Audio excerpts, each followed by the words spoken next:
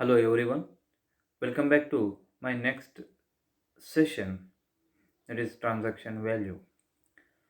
In previous session, just I had highlighted the concept of transaction value, where it should be used and what is the importance and the what is the concept of the transaction value.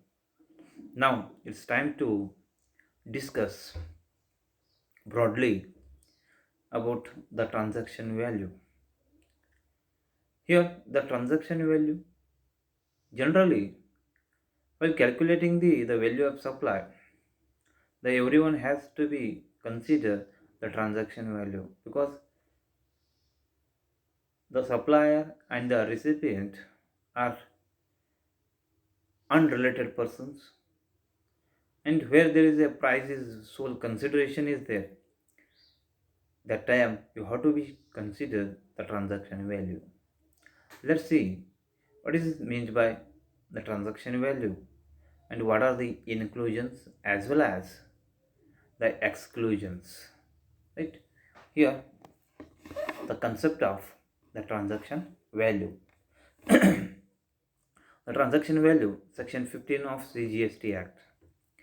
To determine the value on which GST would be levied has been described in the chapter 4 of GST Act 2017. It means that here ನಾವು G S ಟಿಯನ್ನು ಯಾವ ಮೌಲ್ಯದ ಮೇಲೆ ಅಥವಾ ಯಾವುದರ ಮೇಲೆ ಹಾಕಬೇಕು ಅನ್ನೋದನ್ನು ನಿರ್ಧಾರ ಮಾಡೋದನ್ನು chapter 4 of the C G S T act 2017ನಲ್ಲಿ ಹೇಳಿದ್ದಾರೆ. The provisions is that there are 5 items such as tax under other statutes. It means that here 5 items ಯಾವುದನ್ನು ನಾವು ತಗೊಳ್ಬೇಕು ಕನ್ಸಿಡರ್ ಮಾಡ್ತೀವಿ ಅಂದರೆ tax under other statute except GST. Other tax should be included. Any kind of interest, late fees, or for the delayed of payment for consideration, incidental expenses just like a packing, right? Commission, etc. Subsidies given by the government, which should be included in the transaction value. There is one exclusion. It should be excluded, that is discount, which should be excluded from the transaction value, because here the discount is to be given by the supplier at the time of the supply of the goods or before the supply of the goods as per the agreement. That's why here that discount should be excluded from the transaction value. Next, detailed provisions of transaction value. The first one, the valuation of goods and services, section 15(1). The transaction value is the basis for valuation of supply of goods. Already I told here, it is the base. The transaction value is the basis for valuation of supply of goods. On what basis they are valuating the supply of goods?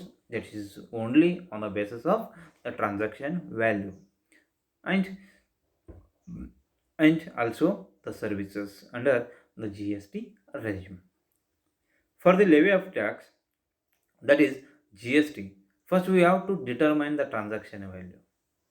For calculation of the value of our taxable supply, first you have to find out the transaction value. The transaction value is the price actually paid or payable for the supply of the goods and services. It is the price actually paid by the recipient or payable by the recipient for the supply of goods or services. It may be the goods, it may be the services, any kind of any price actually paid or payable, that should be called as the transaction value. And this is the subject to dual conditions. There are two dual conditions here. The first one, the supplier and the recipient of the supply are not related.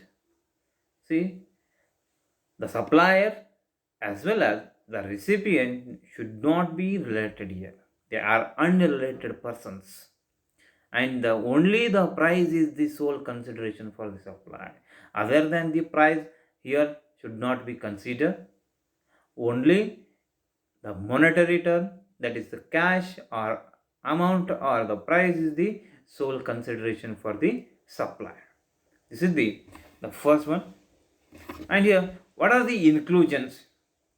What are the inclusions under the transaction value? That is section 15, subsection 2.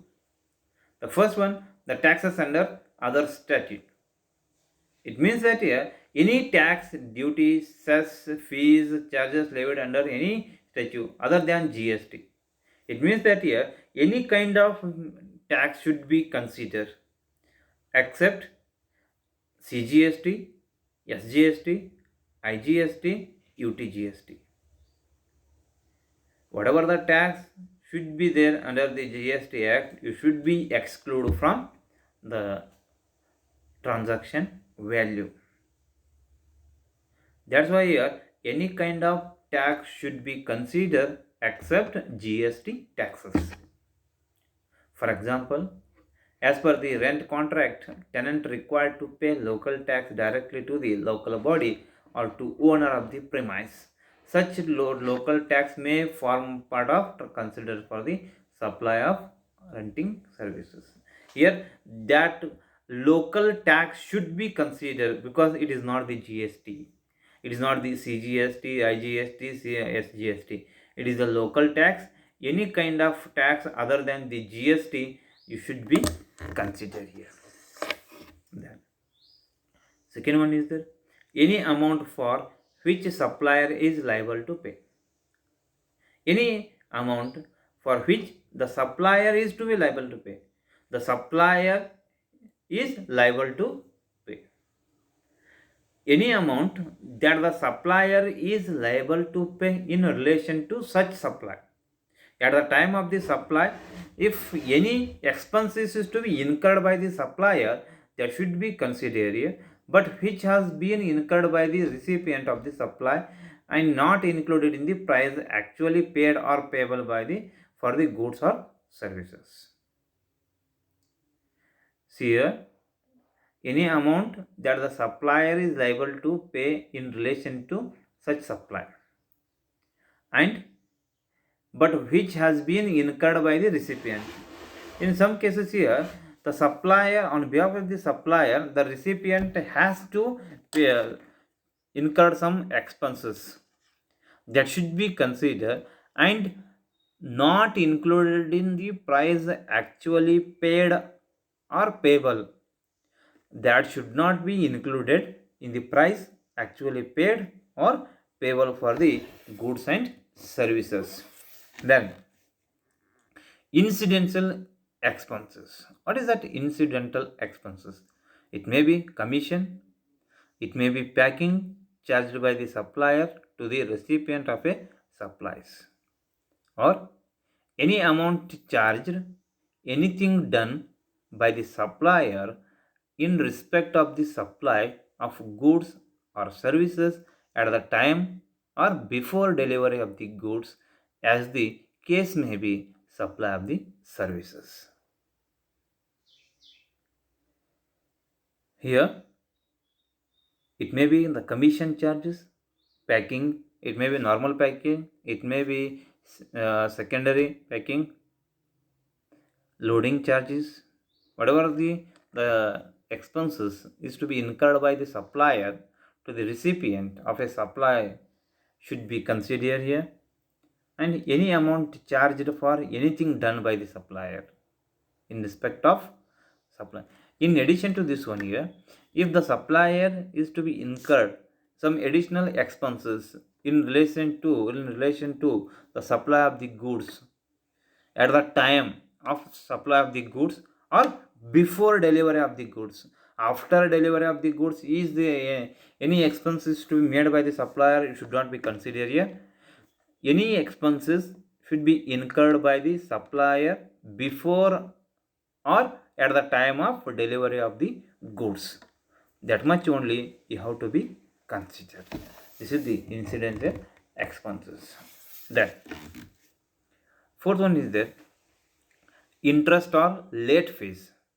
Interest, late fee, penalty for delay in payment of consideration. If the recipient is delay for the making the payment to the supplier, if the supplier is to be charged any interest or the late fee or the penalties, that should be considered here. For the supply will form part of the then subsidies. Subsidies directly linked to the price, except subsidies provided by the central and state government. The amount of subsidy shall be included in the value of supply of the supplier who receive the subsidy. Means that here at the time of the supply, the supplier has to provide the subsidies. That much is to be considered. If the subsidy is to be provided by the central or the state government, it should not be considered, because here the authoritative person is providing the subsidies, is giving the subsidies, then that much amount should be excluded for computation of the transaction value. Here these are the some inclusions as per the section 15 subsection 2. Then here concept of the transaction value.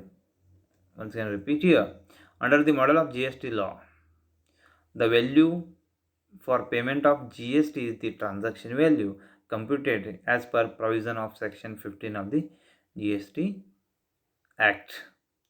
As per this section 15(1) of the Act states, transaction value refers to the price actually paid or payable for the said supply. Said supply means whatever the supply of goods or services is there, that should be called as said supply. This shall be applied where the supplier and the recipient of the supply is not related parties, they are unrelated. Then price is the sole consideration for the supply. Here there are addition as well as inclusions, exclusions. Any tax, duties, cess, fees, charges you should be add. Any incidental expenses, any amount paid under liability of supplier, any interest or late fee or penalties, any subsidies. These are the inclusions as per section 15 subsection 2. Then any discount duly recorded in the invoice, that is the exclusion under section 15 subsection 3. These are the inclusions and exclusions of transaction value. This is the brief introduction of the transaction value, the meaning, the inclusions as well as exclusions. Thank you all.